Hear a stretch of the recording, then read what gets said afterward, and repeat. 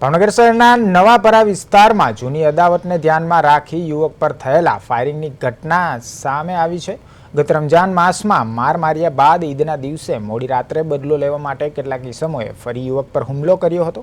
બોલાચાલી બાદ પથ્થરમારો અને બોટલો ફેંકવામાં આવી હતી। ત્યારબાદ વહેલી સવારે ફરીથી 6 જેટલા ઈસમો રાજપૂતવાડી નજીક એક રાઉન્ડ હવામાં અને બીજો રાઉન્ડ યુવક પર ફાયરિંગ કર્યું હતું, જેમાં યુવકનો આબાદ બચાવ થયો છે। પોલીસે સ્થળ પરથી ખાલી કાર્ટીજ કબજે કર્યું છે અને 8 આરોપીઓ વિરુદ્ધ ગુનો નોંધીને આગળની તપાસ હાથ ધરી છે।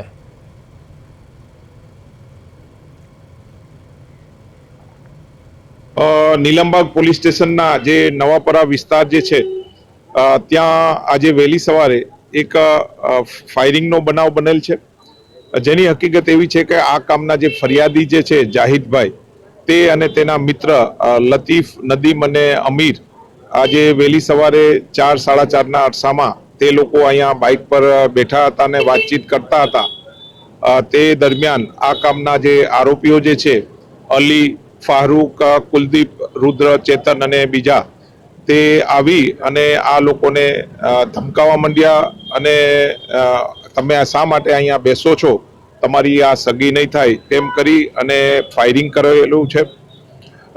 આ કામે નીલમબાગ પોલીસ સ્ટેશનમાં ફરિયાદ દાખલ થયેલી છે।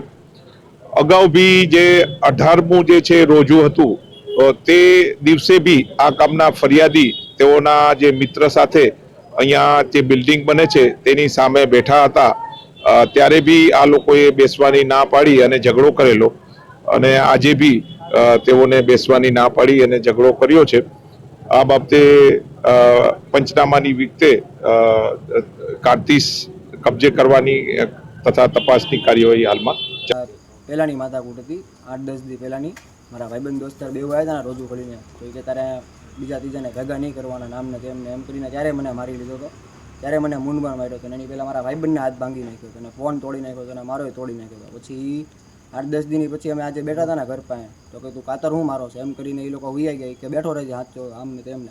પછી એ લોકો વચીને તને આવ્યા, એક ફારૂક, એક કુલદીપ ને એક અલી એ આવ્યા ને પછી ઓલો તહલા કરીને હતો વલ્લીભાઈનો છોકરો, એ બધા આવ્યા ને પછી બીજા અજાણ્યા હતા 4-5 જણા। શું બનાવ થયો તારે?